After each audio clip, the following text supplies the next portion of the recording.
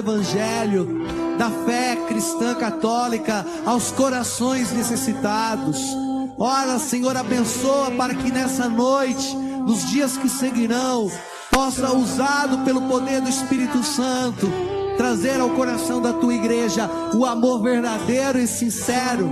Nós vos pedimos, nós entregamos para que o vosso Santo Espírito possa ungí-lo, Senhor, possa, Senhor, usar deste vosso Filho. Nós pedimos pela intercessão da Virgem Maria, Mãe de Jesus e nossa Mãe. Nós vos agradecemos, Senhor, pela presença do vosso Filho. Sopra em nós, ó Espírito. Sopra.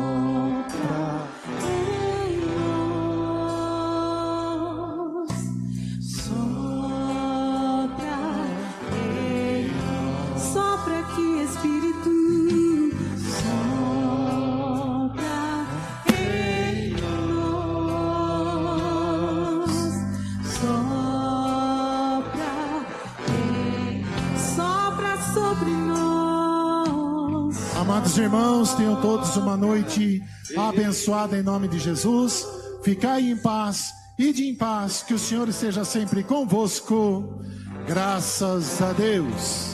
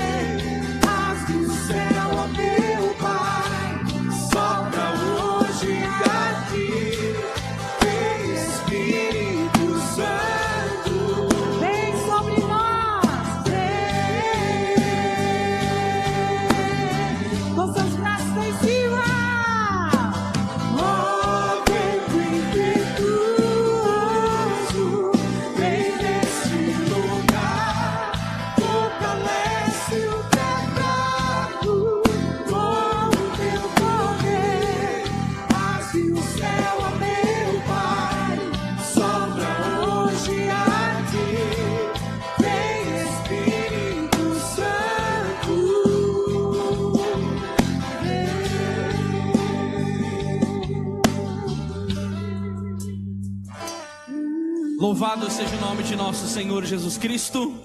Para sempre seja louvado. Salve Maria Imaculada. Salve Maria.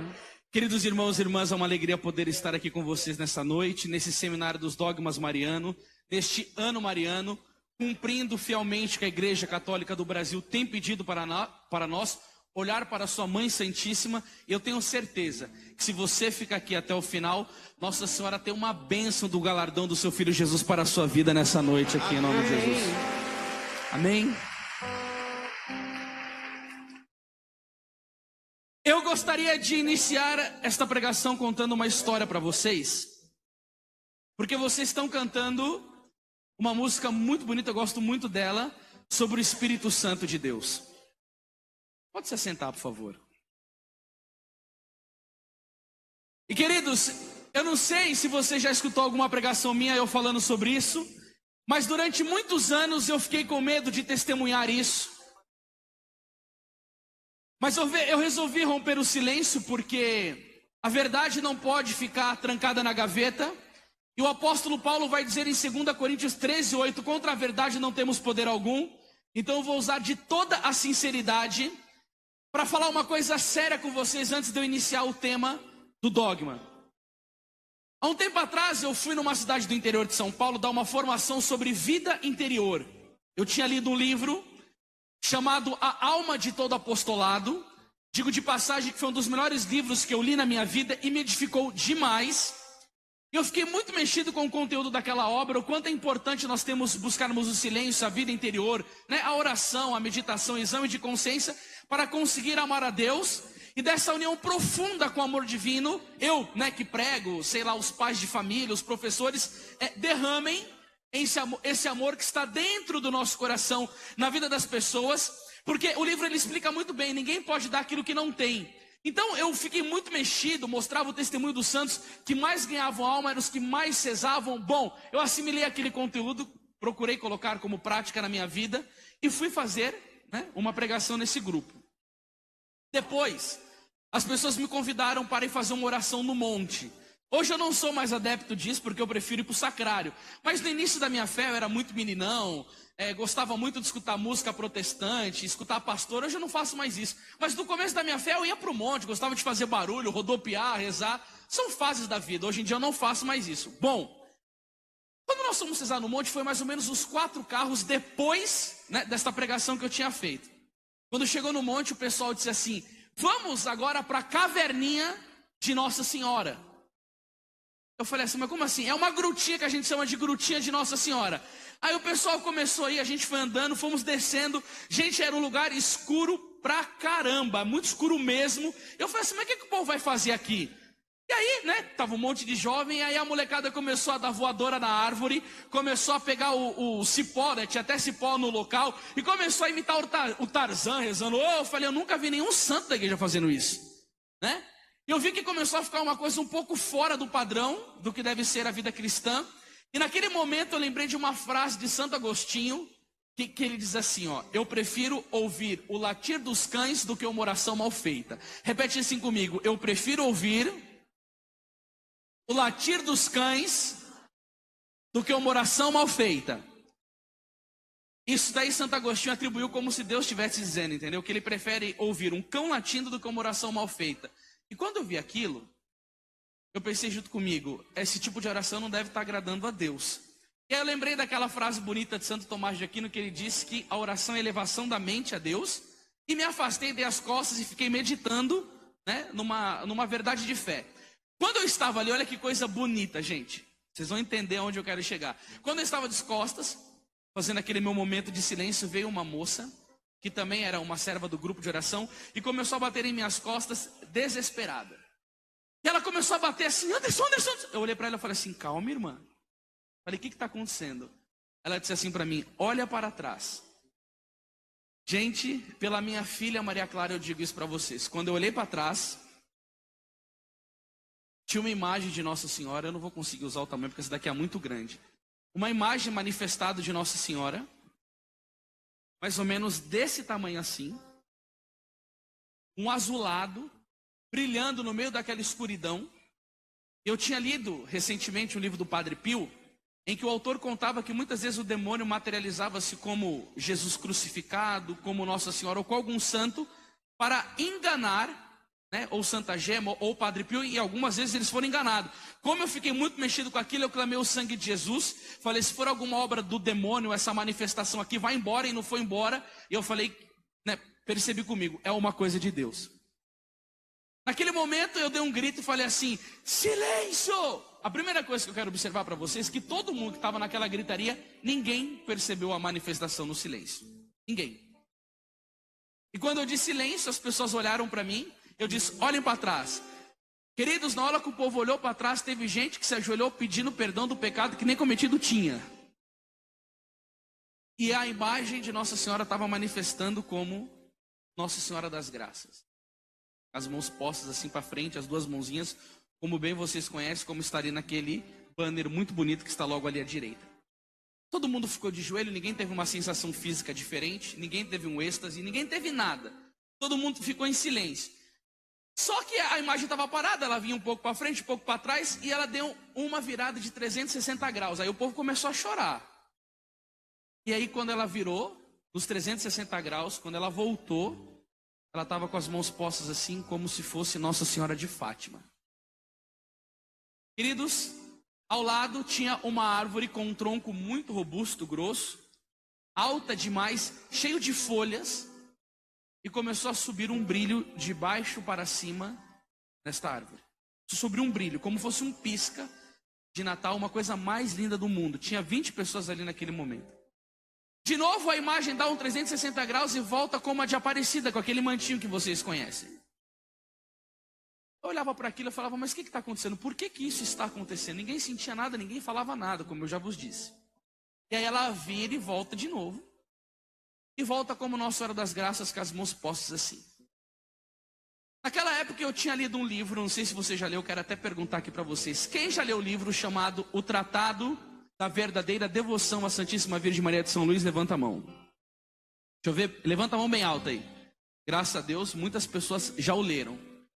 Esse livro é muito bonito, e a parte que mais me tocou naquele livro é que o autor dizia que Nossa Senhora, como esposa do Espírito Santo, e diz que a maneira que o Espírito Santo, junto com a Virgem Maria, numa união de amor profundo, gerou nosso Senhor Jesus Cristo. E que como Deus é imutável, Ele não muda, segundo vai dizer o apóstolo Paulo na carta aos Romanos, Ele continua fazendo esta obra. Em quem? Em cada um de nós.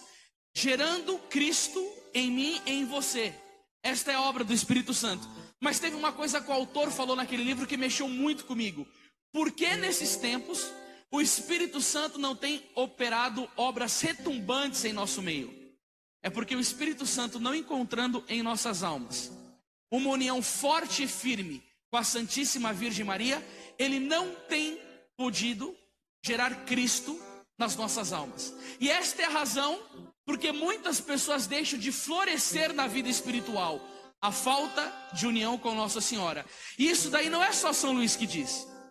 O Papa Paulo VI também já falava, não tem como ser um bom católico sem ser um bom mariano. E um padre inglês, eu gosto muito de lê-lo, chamado Frederick William Faber, diz que a causa da falta de progresso espiritual nas nossas vidas é por causa da falta da união com Nossa Senhora. E aquilo mexeu muito comigo, por quê? Porque eu estava naquele meu início do fogo, eu queria rezar em línguas 24 horas por dia. Eu comecei o meu ministério aqui, nessa paróquia. Eu não sei se vocês sabem da minha história, eu comecei a pregar nos 3 por aqui. E eu estava naquela coisa doida. E quando eu li aquele livro, ele mexeu muito comigo. Por quê? Porque eu nunca tinha visto nenhuma pessoa dentro da igreja enfatizar a necessidade da devoção a Nossa Senhora para se ter uma vida de união mais forte com Jesus nessa relação do Espírito Santo. Eu falei, a primeira vez que eu escuto isso, eu nunca tinha escutado uma pregação sobre isso. E aqui, o que aconteceu? Eu criei, porque eu sei que eu recebi uma graça de Deus lendo esse livro. Eu sou muito burrinho. Repeti 8 anos e fui expulso de 6 escolas. E, gente, eu acreditei tanto naquilo que no momento daquela manifestação, quando nós estávamos no monte, eu olhei para Nossa Senhora e disse: Santíssima Virgem Imaculada, eu creio piamente que a Senhora é esposa do Espírito Santo. E porque creio, eu te suplico, levantai as vossas mãos e batizai-nos no fogo do vosso divino esposo. As 2 mãos de Nossa Senhora se levantaram assim e todos ficamos cheios do Espírito Santo de Deus.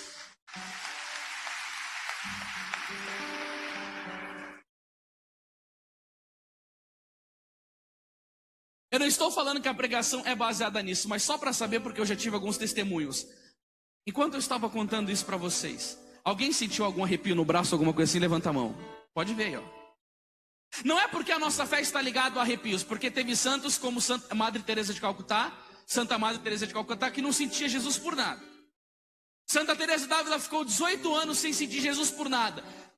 Mas é porque eu tenho visto que quando eu conto esse testemunho, como eu disse, eu fiquei 5 anos sem contá-lo, porque eu falei, os padres vão falar que eu sou louco, que eu sou vidente de Nossa Senhora. Eu não sou vidente de Nossa Senhora, ela nunca apareceu para mim, eu nunca a vi.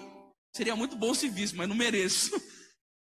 Aquilo foi uma manifestação. Eu não escuto Nossa Senhora, não fico dando recado dela para ninguém, mas foi uma experiência na minha vida. E por que eu estou querendo dizer isso para vocês, católicos? Há muitos lugares dentro da igreja onde se busca uma espiritualidade de união com o Espírito Santo. E você vê que Nossa Senhora é totalmente excluída de alguns lugares, de alguns grupos, de algumas comunidades e de alguns movimentos. Você sabe o que é isso? Isso daí é descaradamente protestantismo dentro da Igreja Católica. Eu não sou protestante, eu sou católico apostólico romano. E por isso na nossa vida Nossa Senhora tem espaço, sim. Por isso tem espaço, sim.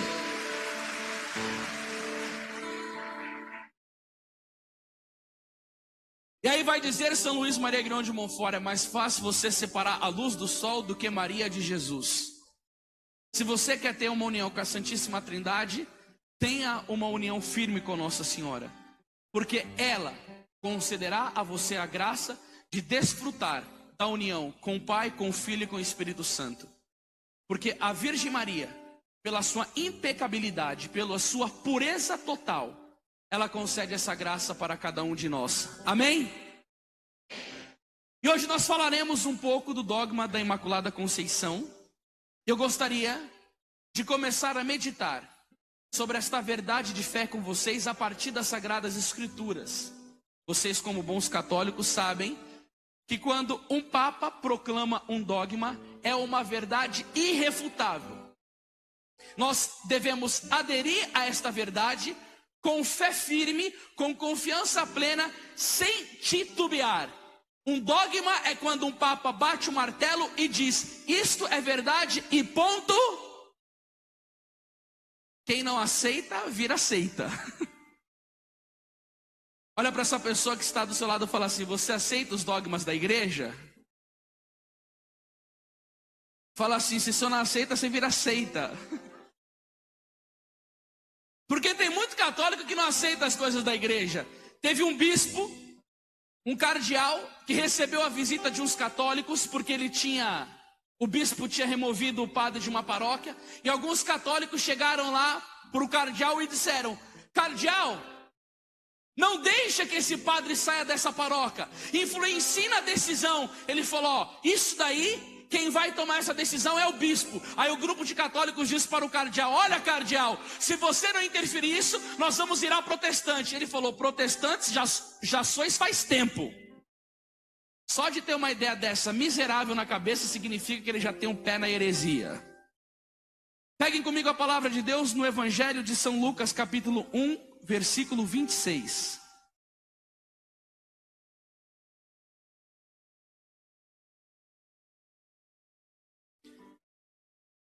Evangelho de São Lucas, capítulo 1, versículo 26.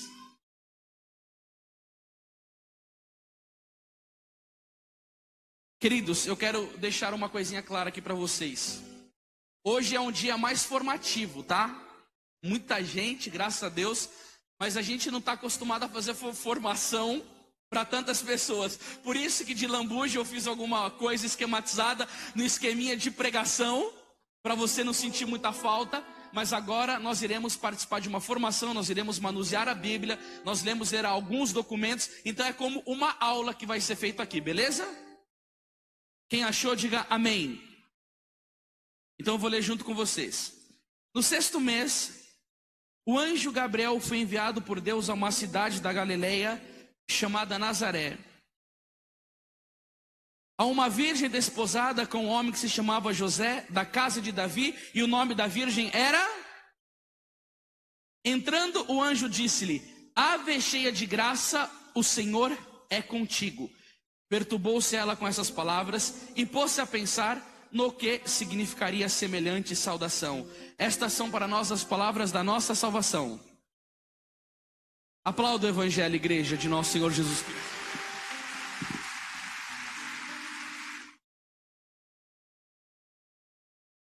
Uma coisa muito bonita que a gente vai começar a expor sobre a Imaculada Conceição nas Sagradas Escrituras é que Santo Tomás de Aquino, que talvez, não sei se foi o homem mais sábio que já pisou nessa terra, ou um dos mais sábios, influenciado por algumas pessoas, algumas leituras, em um determinado tempo na vida dele, ele chegou a dizer que Nossa Senhora não era imaculada.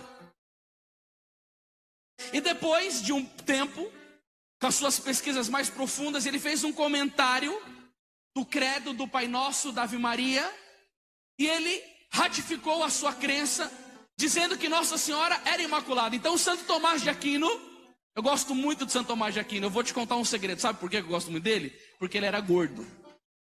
Eu tenho esperança ainda de um dia me santificar. E Santo Tomás de Aquino, muitos dizem que ele negava a Imaculada Conceição. Gente, no final da vida dele, ele morreu acreditando. Tanto que se você quiser ler esse comentário da Ave Maria, ele mostra isso lá.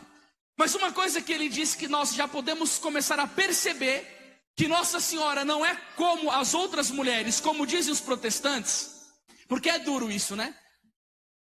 Eu fui um dia pregar em Minas Gerais, eu não lembro nem o nome da cidade, se ela não vir aqui na cabeça eu falo. Eu tive uma sorte danada naquele encontro. Eu fui hospedado numa casa em que o filho do homem era protestante. E é muito difícil você dialogar com protestante, por quê? Porque a regra de fé deles é a Bíblia, a minha e a sua não. Quando você lê o credo apostólico, você fala o quê? Creio na Bíblia? Você fala, não, eu creio na igreja, porque a igreja me trouxe a Bíblia. A igreja dá a interpretação correta das Sagradas Escrituras, porque senão qualquer pessoa chega e fala que aquilo é um livro inspirado. É a igreja católica que diz que isso é um livro inspirado, e a igreja, através dos bispos, que com um grande discernimento dos espíritos liam a Sagrada Escritura, eles diziam, isto é palavra de Deus, isto não é palavra de Deus. Então é a igreja que te dá a Sagrada Escritura, e a igreja que interpreta de maneira correta a Sagrada Escritura pelo seu magistério e pela sua tradição. Só que é complicado você discutir com um protestante, porque a regra única de fé dele é a Bíblia, e nem a Bíblia fala que ela é a única regra de fé. Porque senão, meu Deus do céu, o diabo chegou para Jesus usando a palavra de Deus. Lembra-se disso? Sim ou não? Então você vê que você pode adulterar a palavra. E quem que combateu Satanás mostrando a verdade da palavra? Cristo. E ele, por meio da igreja, interpreta a sua palavra. Bom, eu estava lá discutindo um pouco com ele. Até entanto eu estava bem, estava tranquilo. Quem me conhece sabe que eu sou sanguíneo de temperamento. Se começar a mexer muito com o gordinho aqui, dá vontade de pegar no pescoço. E aí ele falou, mas vamos discutir sobre aquela mulher lá, a Maria. Quando ele falou a Maria, eu falei, mano. Ele falou, mas é uma mulher qualquer. Nossa, irmão, se uma pessoa falar que a minha esposa é uma mulher qualquer, eu vou ficar chateado. E porque eu sou católico, eu não vou dar uma na fuça. Se falar que a minha mãe é uma mulher qualquer, eu vou ficar super triste, porque ela não é uma mulher qualquer. É uma mulher que me educou na fé, que teve dores de parto para me ter, que lutou porque foi separada do meu pai, para me sustentar, para me mandar para a escola, para me formar como homem. Agora, veja bem, a Virgem Maria, ela é uma mulher qualquer? Santo Tomás de Aquino diz que no Antigo Testamento, todas as vezes que um anjo aparecia a uma pessoa, a pessoa que recebia a visita do anjo ficava vislumbrada, até se prostrava em terra e pensava assim, uau, será que é Deus? Até no livro do profeta Daniel, do Apocalipse, você vê, levanta-te para não adorar, porque as pessoas consideravam como que a presença de Deus. Mas sempre a pessoa falava alguma primeira palavra com o anjo. Aqui não. Aqui não é o anjo que escuta a primeira palavra da Virgem, mas ele que diz, Ave, cheia de graça, o Senhor é convosco. Nesta palavra está definida a Imaculada Conceição de Nossa Senhora, católicos. Por quê? Porque se ela é cheia de graça, significa que ela é ausente do pecado. Se você ler o Salmo 50, de quando Natã denunciou o pecado do adultério de Davi, que ele se arrepende, ele disse o quê? Eis que nasci na culpa e minha mãe concebeu-me no pecado. Então se ele foi concebido no pecado, ele tinha a culpa, e não poderia olhar para ele e falar, você é um homem cheio de graça. Você ficou agraciado por Deus depois do arrependimento do seu pecado. Mas esta palavra não foi usada para ninguém nas Sagradas Escrituras, a não ser para ela, a Virgem Maria. E se você pegar um recipiente, um copo, e enchê-lo de água até a boca, e eu falar, põe mais, você fala, não dá porque vai derramar. Por quê? Porque já está cheio. Então não cabe mais água nesse recipiente. Amém? O recipiente chamado Virgem Maria escutou a palavra do anjo, cheia de graça. Por quê? Pelo fato dela ser imaculada. E aqui, um estudo que fiz para trazer para você a beleza da verdade. De fato, como faz notar Santo Tomás de Aquino, o homem deve se inclinar perante o anjo, porque ele é inferior ao anjo em 3 coisas. Bate assim no seu peito e fala assim, eu sou inferior ao anjo em 3 coisas. Aí você vai escutar um missionário dizendo para você o que você é inferior ao anjo. Na sua dignidade, como eu. Na sua união com Deus, como eu. E na graça, como eu e você. Então nós somos inferior ao anjo em dignidade, em união com Deus e em graça. Agora vamos ver a Virgem Maria. Aqui o papel se inverte. A Virgem Maria é superior aos anjos nesses 3 pontos. Primeiro, os anjos são mensageiros de Deus. Maria foi escolhida para ser a sua mãe. Eu vou ler de novo, aí você vai fazer assim no final para dar um ar de soberania, de admiração. Quando eu terminar, você vai falar assim, ó, nossa, beleza? Então eu vou falar aí no final. Os anjos são mensageiros de Deus. Maria foi escolhida para ser a sua mãe. Gente, isso merece um nossa. Ou um fenomenal. Escuta aqui. Pensa bem nesse negócio aqui, ó. Gabriel, vai à Virgem e fala o que para ela? Que ela vai ser mãe de Jesus. Bom, Gabriel significa força de Deus, e ele está indo comunicar uma notícia linda. Você imagina o anjo que foi libertar o apóstolo Pedro quando ele estava preso? O primeiro papa da igreja, querendo evangelizar, foi Pedro. Foi preso, a igreja começou a rezar. Vai lá, liberta Pedro. Que missão bonita, libertar o primeiro papa da igreja. Você imagina que bonita a missão do anjo que foi no Horto das Oliveiras ficar junto com Jesus, ali naquele momento onde o sangue estava escorrendo pelo seu corpo. Você imagina que bonito Daniel na cova dos leões, aí vai dizer o Salmo 33:8, né? Os anjos do Senhor estão acampados ao redor daqueles que os temem e os salva. E quando estavam aqueles leões para abocanhar Daniel, Deus diz, vai e salva o profeta da fúria dos leões. Os anjos são mensageiros de Deus. Eles obedecem a Deus nos desígnios que o Senhor tem para ele. Só que Nossa Senhora é extremamente superior, porque o Deus a quem os anjos servem, Nossa Senhora teve ele dentro do seu ventre. Eu lembro, na gravidez da minha esposa, eu estava estudando, eu gosto de estudar na cozinha. Não é porque é perto da geladeira, viu? É porque é mais geladinha. E aí eu estava estudando na cozinha, e a minha esposa passava.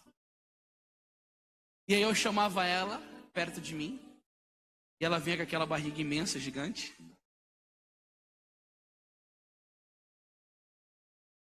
Sem observações. E aí quando a minha esposa chegava perto de mim, gente, nossa, mas que momento bonito. Eu lembro que eu beijava a barriga dela. Eu amava profundamente a minha esposa. Eu falava as palavras mais bonitas de amor para minha filhinha, para Maria Clara. E ali no tempo da gravidez da minha esposa, e nesse tempo que eu estava me preparando para ver a minha filha nascer, eu fui visitado por uma consolação divina, que eu não lembro que dia, em 6 meses, que eu não chorava, por um profundo amor a Jesus, ou pela minha esposa, ou pela minha filha. Eu fui assim, tomado por uma graça profunda. A gente ia na missa, comungava, eu falava, filhinha, a mamãe acabou de comungar, você está sentindo o amor de Deus? Dá um chutinho aqui na barriga. Vinha um chutinho na barriga, gente. Era uma coisa bonita, a gente desfrutou do mistério muito bonito. Por quê? Porque casamos direitinho, porque fizemos a vontade de Deus, sabe? Esperávamos muito essa criança. Foi um momento de graça tremendo. Agora você imagina a Virgem Maria. Você imagina quando ela colocava a mão no seu ventre e se ajoelhava e poderia dizer, ó Verbo eterno que dentro de mim estás, eu te adoro, porque eu sou a tua mãe, você meu filho, mas tu és meu Deus, eu sou a tua serva.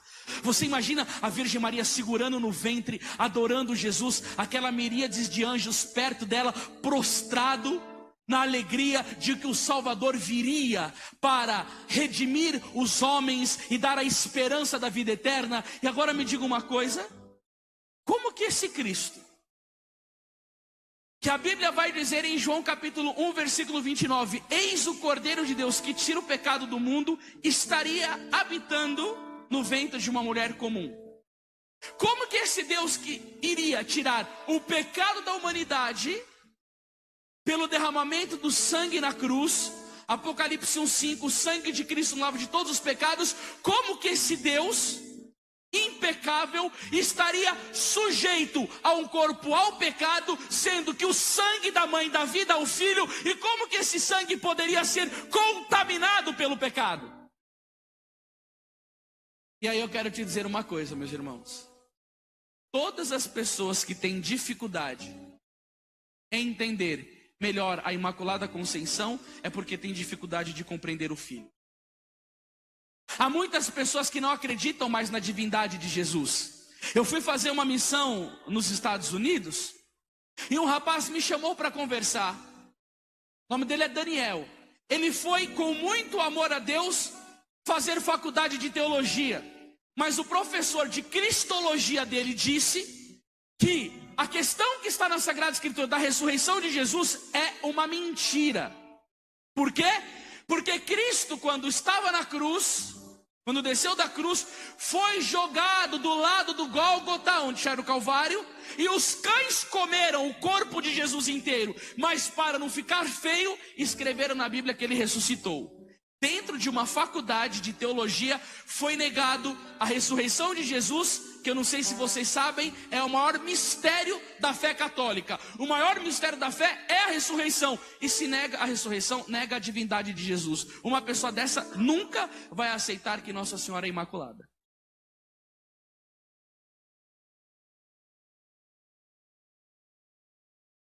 E aí,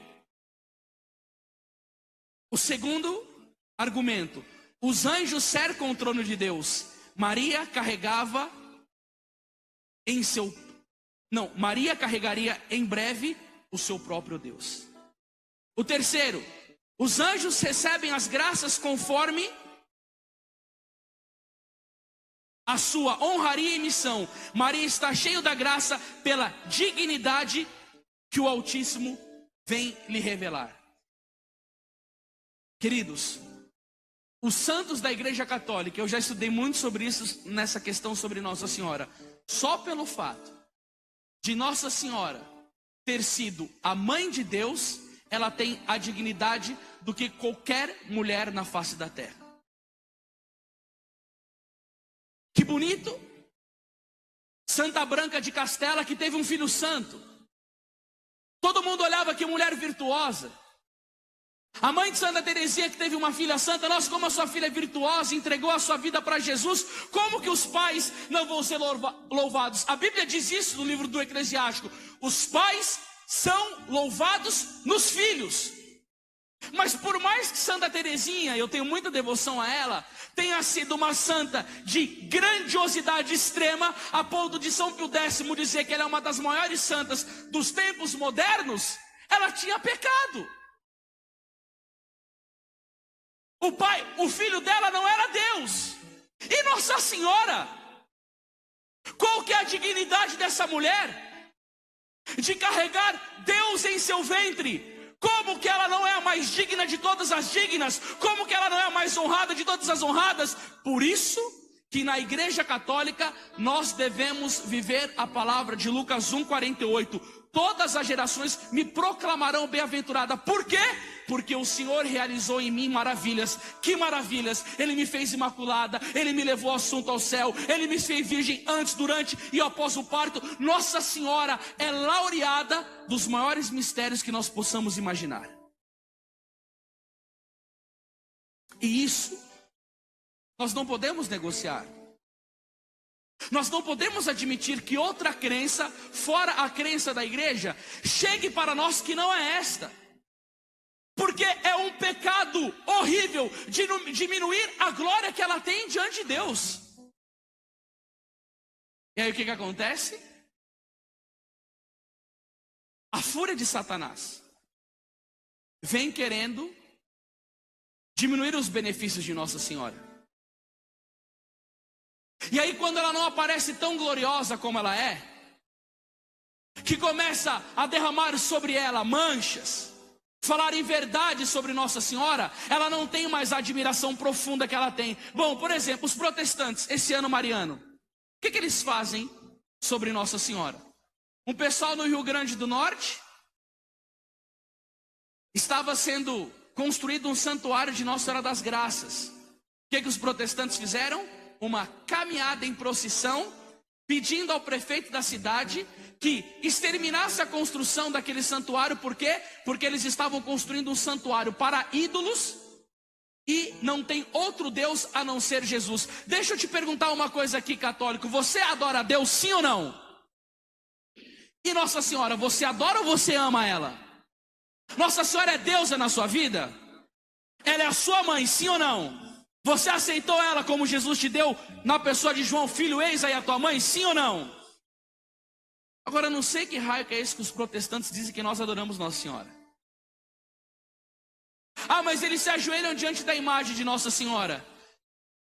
Se um príncipe tem a dignidade de receber uma reverência de uma pessoa, quanto mais a princesas do céu. Aí eles fazem o quê? Porque eles não reconhecem quem ela é, porque eles não aceitam a verdade da Bíblia, porque eles não aceitam este dogma, eles saíram pelo Brasil fazendo o quê? Quebrando imagens. A paróquia em que eu fui batizado, um homem entrou dentro da igreja e quebrou todas as imagens de Nossa Senhora que ele pôde. Nossa Senhora das Dores, Nossa Senhora de Fátima. Por quê? Que mal que ela nos fez? Nos trouxe Jesus? E aí aquele pastor que tantos católicos escutavam a pregação dele, porque ele é a cópia do Padre Léo, e se eu estivesse aqui perto dele, eu iria dizer: pastor, com todo respeito, o Padre Léo é irrepetível, você nunca vai conseguir ser como ele, porque daquele só tem na igreja católica, não tem na protestante. Você pode imitar, mas igual o Padre Léo do Biguá, não tem. E o que ele falou? Ele falou que foi dentro de uma igreja católica pregar, e que falou para o povo que Nossa Senhora teve relação sexual com São José, e que São José olhou para Nossa Senhora e disse: nossa, minha Nossa Senhora. Ainda tratou com desrespeito a pureza do coração de São José e de Nossa Senhora. Por que eles fazem isso? Porque eles não creem na verdade da palavra, e porque, como eles não são a verdadeira igreja de nosso Senhor Jesus Cristo, eles não têm dogmas. Cada pastor de uma congregação prega uma coisa. Cada pessoa no meio protestante tem uma doutrina. Aqui não, aqui nós não temos qualquer doutrina, e aqui não tem cada pastor prega uma coisa. A gente tem uma doutrina só, porque a nossa igreja é una, santa, católica, apostólica, romana e ponto final. Aqui você está seguro. O dogma te impede de você ir para os erros. Se alguma pessoa, até dentro da igreja, pregar alguma coisa diferente, você diz: mas o dogma diz isso. O dogma de 1858, do dia 8 de dezembro, diz isso, e ponto final. Você entende como é importante você ter o dogma da igreja, conhecer o dogma da igreja e crer no dogma da igreja? E aí, outra palavra, essa daqui eu não vou nem pedir para você pegar. Essa daqui você já sabe. Que prova a Imaculada Conceição, isso daqui é chamado pelos doutores da igreja do proto-evangelho. Gênesis 3,15, que vai dizer: e porém ódio entre ti e a mulher, entre a tua descendência dela. Lembra dessa passagem? Ela te esmagará a cabeça e tu lhes armará ciladas ao seu calcanhar. Olha que interpretação bonita desta palavra que vai nos dar o Padre Júlio Maria de Lombaerd. Esmagar a cabeça da serpente é escapar à sua dominação. Por que Nossa Senhora esmaga a cabeça da serpente e escapa da dominação dela? Eu quero fazer uma pergunta para vocês aqui. Como que o diabo e a serpente pode dominar uma pessoa?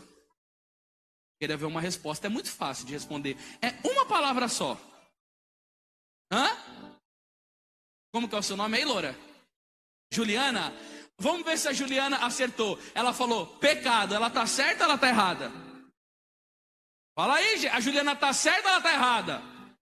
Então vamos aplaudir a irmã Juliana, que ela foi boa na aula de catequese.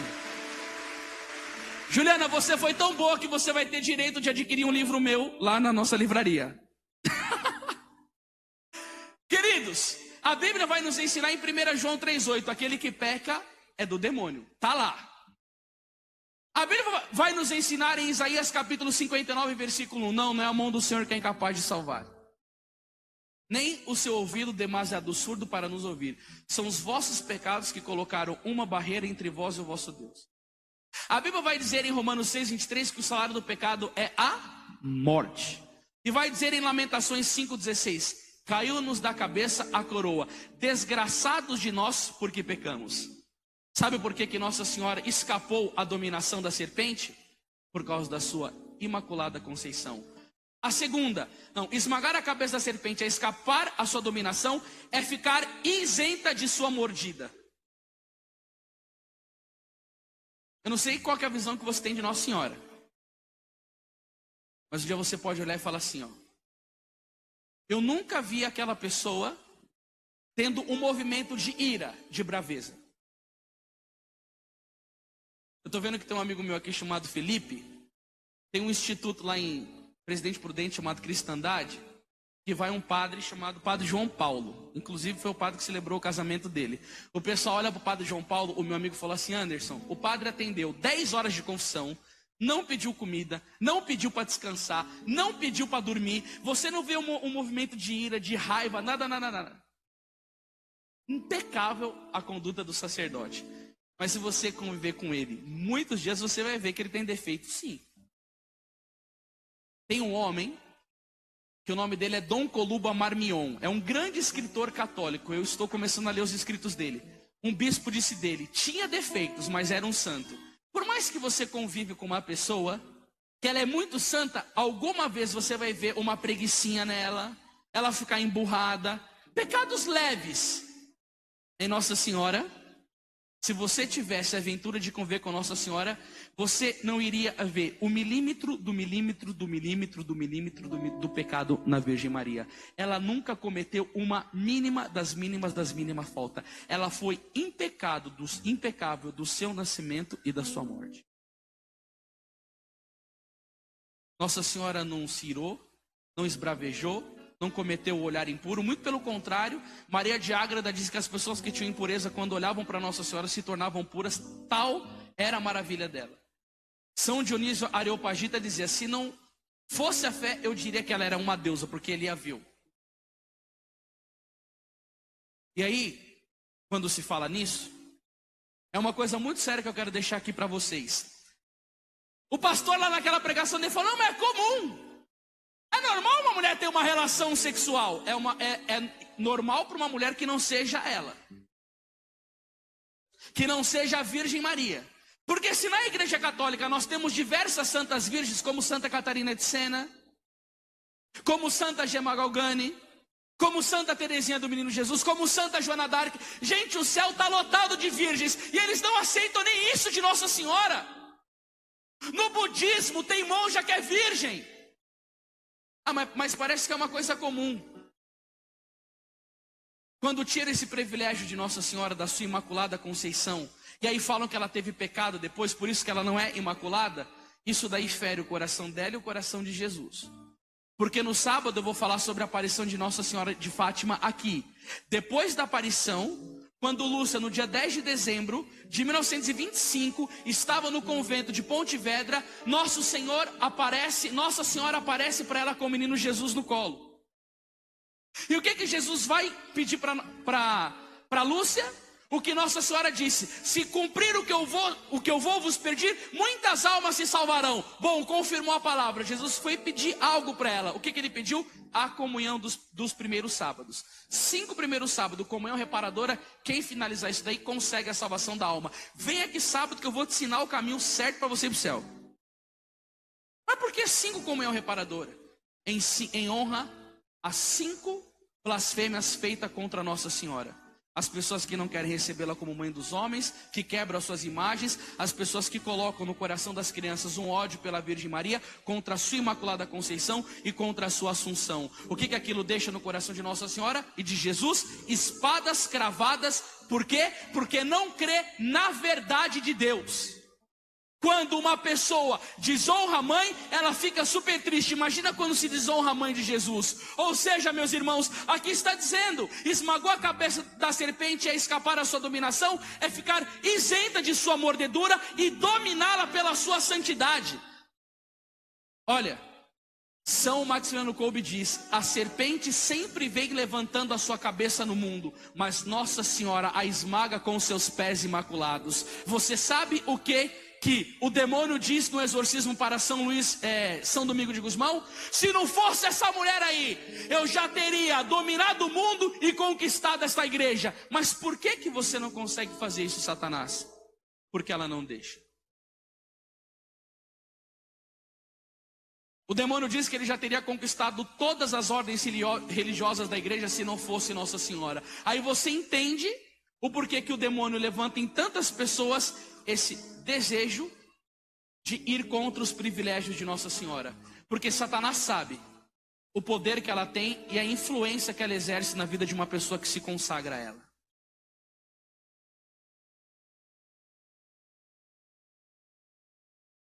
E aí aconteceu a grande graça, meus irmãos, que agora a gente vai falar da Imaculada Conceição, segundo esse dogma. O Papa Pio IX estava junto com algumas pessoas, e uma pessoa disse: Santo Padre, atestai o dogma da Imaculada Conceição, porque só esse dogma pode salvar o mundo. E você vai entender nas narrativas que eu farei agora. O Papa Pio IX, muito prudente. Gente, eu fico tão feliz, esse livro aqui é de Portugal. Eu nunca tinha lido ele na vida. E quando eu fui fazer uns estudos, eu falei: nossa, verdade, eu tenho uma obra do Papa Pio IX, vamos ver se fala alguma coisa sobre o dogma da Imaculada Conceição. Você vai ver o que você vai escutar aqui agora, meus irmãos.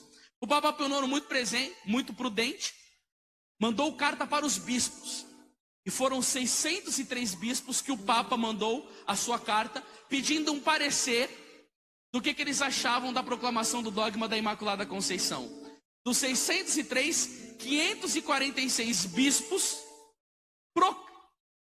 foram assertivos, deram um sim diante do Papa, que queriam que fosse proclamado o dogma da Imaculada Conceição. Bom, de 603, 546, o Papa falou: bom, Deus está nessa jogada. E aí aconteceu. Eu vou narrar algumas coisas para vocês desse dia glorioso. Depois de entoar o Veni Creator, o Papa se entrou no trono. Espera aí que tem alguma coisa.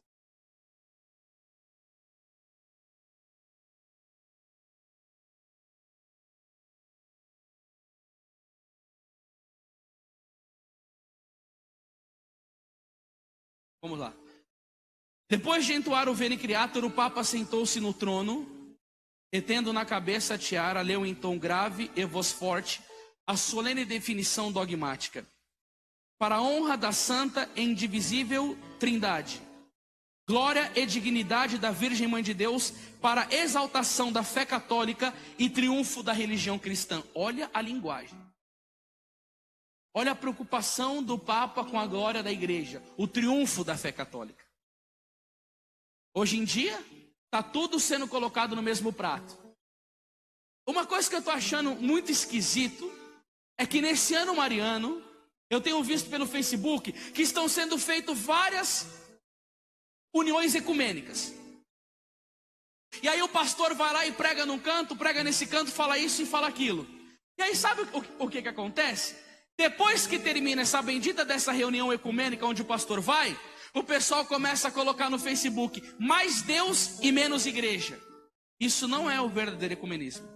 Isso daí é um falso ecumenismo maçônico de Satanás para tirar a glória da igreja. E por que eu estou falando isso? Eu fiquei tão preocupado com essa coisa desse falso ecumenismo, que eu comecei a rezar muito em cima disso.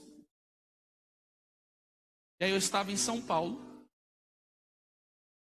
estava indo para um restaurante para jantar, depois de ter saído da igreja, e eu tenho um sebo do lado, em São Paulo, chamado Sebo do Messias. Eu tinha feito o propósito de nunca mais comprar um livro, porque eu já tenho livro demais em casa, mas eu não aguentei. Só que eu fui meio que arrastado, eu estava vendo as coisas lá, aí eu cheguei diante de... fiquei procurando, eu falei: o que tem aqui? Aí estava assim, ó: Padre Paulo, o apóstolo da unidade. Eu pego para ler o livro, a capa feia, não gostei e tal, e quando eu começo a abrir... Quem que é esse Padre Paulo? Ele mudou de nome, o nome de batismo dele é Padre Watson. Ele era anglicano e começou a trabalhar pelo ecumenismo. Quando ele veio e começou a trabalhar pelo ecumenismo, ele começou a ler os documentos da igreja patrística. O que aconteceu? Ele se converteu para a fé católica. O Papa, na época, que hoje é santo, São Pio X, acolheu o padre Watson, que é padre Paulo, e ele começou a trabalhar pelo ecumenismo dentro da igreja católica. Como que era o ecumenismo do padre Paulo? Ele mostrava a verdade da igreja para os protestantes, e os protestantes, vendo argumentos irrefutáveis, voltavam para a fé católica. E São Pio X ficou muito feliz. Por quê? Porque por meio dele, muitas pessoas viveram aquele pedido de Jesus, que eles sejam um. Sejam um não é uma unidade de amiguinho, falar assim, nós somos irmãos, mas moramos em casas diferentes. Não, ser um com Cristo, que eles sejam um, é estar ligado na igreja, unido ao Papa, na mesma fé. E aí o pessoal começa a fazer reuniões ecumênicas e sai dizendo, mais Deus, menos igreja. Isso é uma heresia, porque você só vai ter a totalidade de Deus no altar pela Santa Igreja Católica Apostólica Romana, que é a Eucaristia. Na igreja protestante não tem isso. Lá eles bebem suco de uva. Aqui nós comungamos o corpo, sangue, alma e divindade de nosso Senhor Jesus Cristo.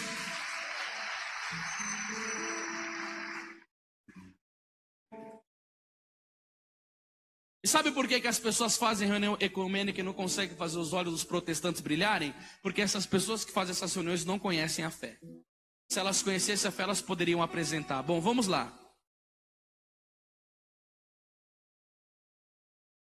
Pela autoridade de nosso Senhor Jesus Cristo, dos santos apóstolos Pedro e Paulo, e pela nossa autoridade, que ele é Papa, declaramos, pronunciamos e definimos que a doutrina que ensina que a bem-aventurada Virgem Maria foi no primeiro momento da sua conceição, por uma graça e privilégio singular de Deus Todo-Poderoso, e em razão dos merecimentos de Jesus Cristo, Salvador do gênero humano, preservada, intacta de toda a mancha do pecado original.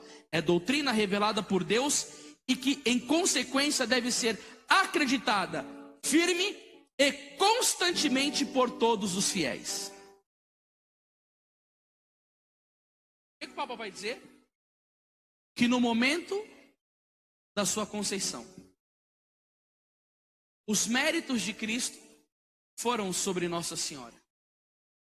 E o sangue de Jesus foi aplicado nela no momento da conceição, e ali ela foi livre do pecado. Mas isso daí não é a ordem natural das coisas. Mas Deus não precisa seguir a ordem natural das coisas. Não é natural que um homem mande o céu parar. O sol parar. Josué mandou o sol parar. Não é natural que um homem bate um cajado no chão e o mar se abre. Moisés bateu o cajado no chão e o mar se abriu. E aí por que acontece isso? Porque Deus quis. No momento da concepção de Nossa Senhora, o sangue de Cristo foi derramado nela e tirou o pecado de Nossa Senhora. Mas calma aí, o sangue de Jesus só foi derramado na cruz, Anderson. E agora eu te pergunto aqui uma coisa. Para Deus existe tempo, sim ou não? Sim ou não? Então eu vou te contar uma historinha para você entender da Imaculada Conceição. Um amigo, psiquiatra chamado Dr. Shimatai, ele conheceu uma história do Padre Pio tremenda. Deus revelou para o Padre Pio que um homem iria morrer e iria ao inferno. E o Padre Pio falou assim: Senhor, pelo amor de Deus, não deixe isso. Eu vou te prometer uma coisa. Eu vou rezar até o último dia da minha vida por esse homem. Para que, como o Senhor não tem tempo, você aplique os méritos da minha oração até a minha morte, nesse dia de hoje, levando a esse homem uma contrição perfeita, e que por meio dessa contrição ele se arrependa dos pecados e não vai ao inferno, vai para o céu. E Jesus concordou com o Padre Pio. O que aconteceu? O homem morreu. Só que o Padre Pio rezou por ele todos os dias até o final da vida dele. Mas o homem já estava morto. Se Jesus já tivesse dado garantia para o Padre Pio que aquele homem ia se salvar, por que o Padre Pio continuou rezando todos os dias por ele? Porque como Deus não tem tempo, ele aplicou o mérito da oração inteira da vida do Padre Pio naquele momento para que aquele homem se salvasse.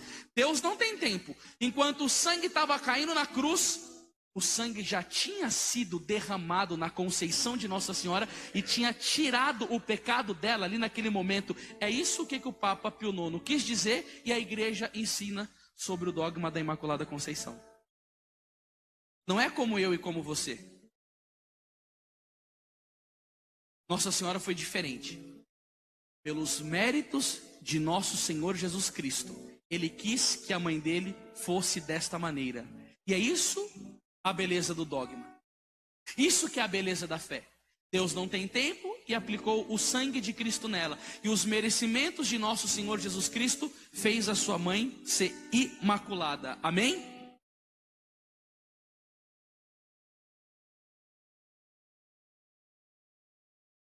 Olha o que aconteceu nesse dia e o que os presentes disseram. Todos os presentes afirmam que no momento da proclamação do dogma, o rosto de Pio IX, banhado em lágrimas, foi iluminado por um feixe de luz que descia do alto. O Papa chorou nesse dia. E um feixe de luz veio do céu, para deixar bem claro que o céu queria, naquele momento, essa graça. Monsenhor Piolante, que estudou os testemunhos deixados pelos fiéis que presenciaram o fato, afirma, à luz da sua longa experiência na Basílica do Vaticano, que em nenhum período do ano, muito menos em dezembro, é possível um raio do sol entrar por uma das janelas para iluminar qualquer ponto da abísside onde se encontrava o Papa Pio IX. E concorda com a descrição feita pela Madre Júlia Filippani, das Irmãs do Sagrado Coração de Jesus, que estava presente em São Pedro com a família no momento da definição, do qual, segundo ela, não era possível explicar naturalmente o extraordinário clarão que iluminou o rosto do Papa Pio IX e toda a abísside. E ela diz, aquela luz declara, foi atribuído por todos como uma causa sobrenatural. Você sabe, né, irmãos? Às vezes Deus dá alguns sinais sensíveis para que possamos compreender essas coisas do mundo sobrenatural. E o interessante é que as pessoas conheciam como que era a capela, sabia que ali não podia vir aquele raio, mas por que Deus fez isso? Para mostrar, eu estou aprovando, é a minha vontade que na minha igreja seja proclamado o dogma, que desde a conceição da minha mãe, ela foi isenta do pecado. E se é a vontade de Deus, irmãos, sempre procura algum benefício. Toda vez que a vontade de Deus é realizado, nós somos beneficiados por isso. Deus quis que o Filho dele morresse na cruz. Nós conseguimos a nossa salvação mediante aquele sangue. E encerrando a pregação, você e eu iremos entender os benefícios disso. E o Papa mesmo vai relatar a sua experiência nesse dia. Olha que bonito o que Pio IX vai dizer. Beato Pio IX, o que eu experimentei, o que eu conheci ao definir esse dogma é tão grande que nenhuma língua humana poderia exprimir. Quando comecei a promulgar o decreto dogmático, vai dizer o Papa, senti que a minha voz era impotente para se fazer ouvir da imensa multidão de 50 mil pessoas que ali estavam. Mas quando cheguei à fórmula da definição, Deus concedeu à voz do seu vigário tal força e vigor sobrenatural, tão grande, que ela ressoou em toda a basílica. Fiquei tão impressionado com este socorro divino que fui obrigado a suspender o discurso por um instante, a fim de dar livre curso às lágrimas. Gente, não é sempre que você vê um Papa pronunciando dogma ou falando alguma coisa, tocando o sobrenatural. Ele disse que ele sentiu um poder sobre ele, uma força, e que a voz dele chegaria a todos, e que no momento o Papa teve que cessar o discurso, por quê? Porque as lágrimas o tocaram de uma maneira profunda.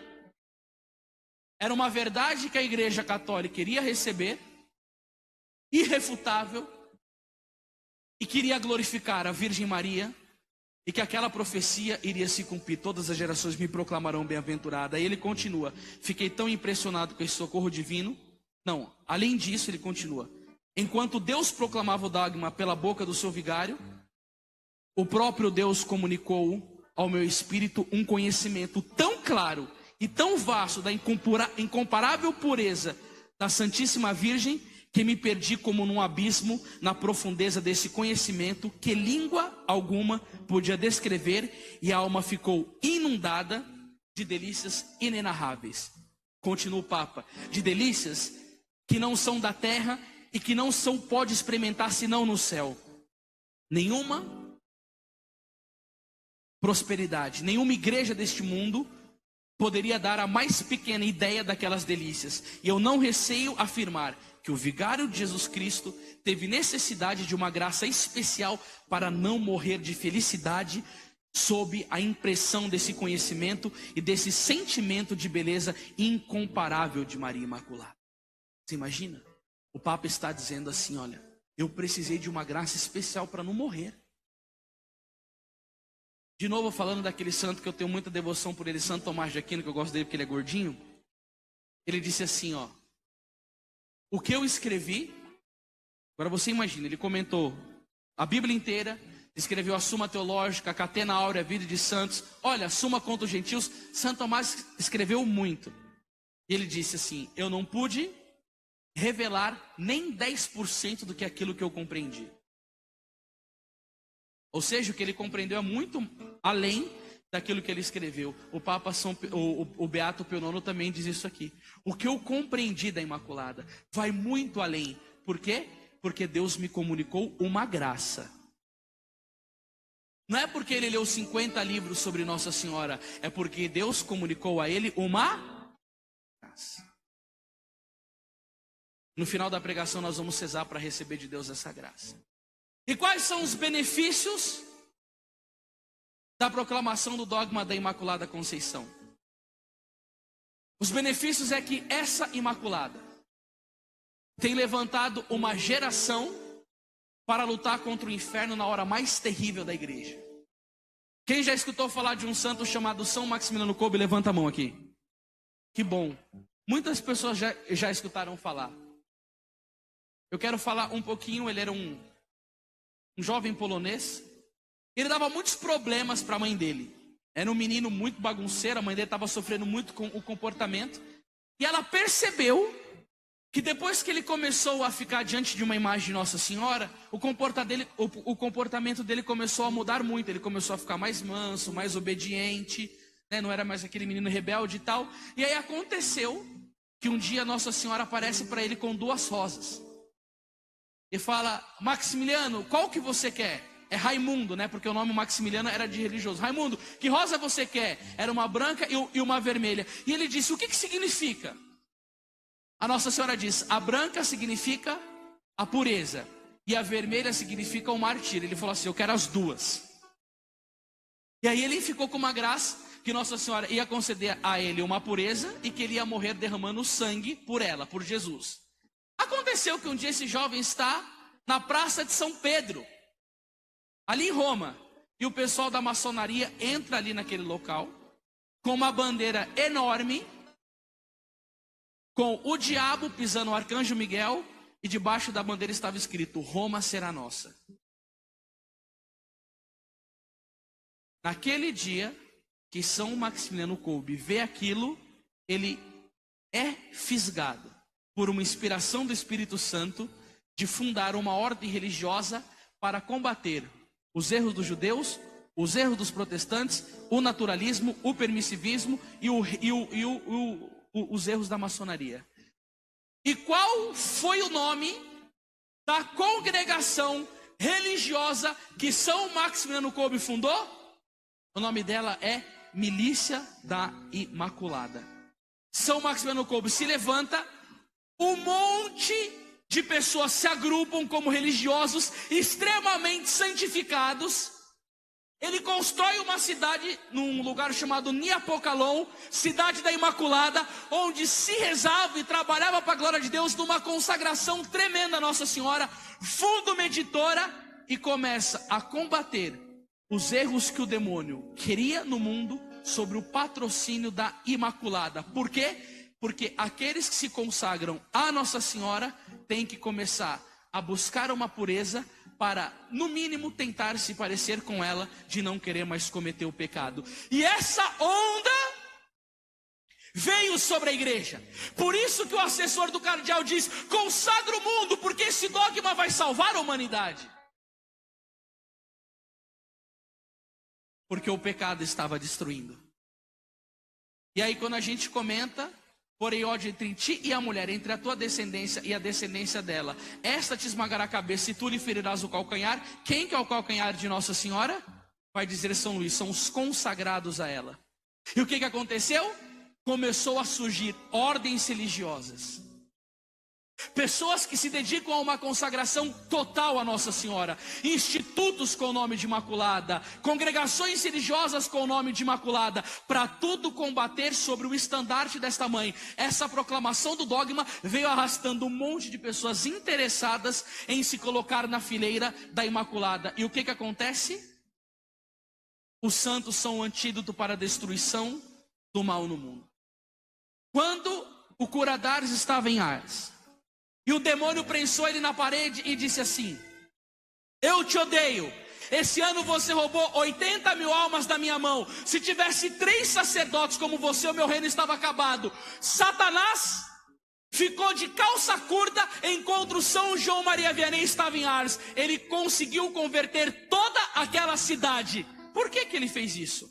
Porque ele era santo. A Igreja Católica prova de maneira clara que não tem como ter santidade sem chegar à união com Nossa Senhora. Pois o bem-aventurado José Alamano já dizia: procurar santidade sem união com a Virgem é como voar sem asas. O que Nossa Senhora fez? Pelo dogma da Imaculada Conceição, frutificou na igreja um levante de pessoas consagradas, querendo viver o ideal da santidade, e através disso opor uma barreira de resistência no inferno para que o demônio não acabasse com a humanidade. E é isso o que acontece. Quando o dogma da Imaculada foi proclamado, uma chuva de consagrados surgiu para defender a igreja e os interesses de Deus. E é isso o que eu espero. Que aqui hoje se levante pessoas consagradas à Imaculada para defender pelo menos a sua família, para defender o seu casamento, para defender o seu esposo, para defender a sua esposa, para defender os seus filhos, para defender a sua honra. Por isso que todo aquele que é consagrado à Imaculada deve na sua casa rezar todos os dias o terço junto em família. A minha filha Maria Clara nasceu em casa. Na sala da nossa casa foi parto natural. A primeira coisa que eu fiz quando eu olhei a minha filha não foi falar: o papai te ama, nada disso. A primeira coisa que eu fiz foi colocar as mãos na cabeça dela, rezar uma Ave Maria e consagrá-la à Imaculada. Eu tenho uma editora católica, o nome da minha editora é Editora Imaculada. É tudo por meio dela. Então, deixa com que esse dogma influencie a sua vida diretamente. Deixa que dentro da sua casa a Imaculada tenha espaço. Acaba com aquela televisão podre, com novelas pornográficas, com programas imorais, e coloca o terço em casa. Tenha espaço para ter diálogos com seus filhos. Converse sobre coisas bonitas. Conte histórias sobre Nossa Senhora. Leia a Bíblia. Viva o ideal de fé. Porque quando a Imaculada entra numa vida, ela faz com que essa pessoa tenha o quê? Nojo do pecado e desejo de buscar a graça. E aí a Nossa Senhora canta em Lucas 1,46: minha alma glorifica o Senhor, meu espírito exulta de alegria em Deus meu Salvador. Porque a alegria verdadeira só a união com Deus pode nos trazer. Estar unido com Deus significa vencer o pecado na nossa vida. Amém? Levante o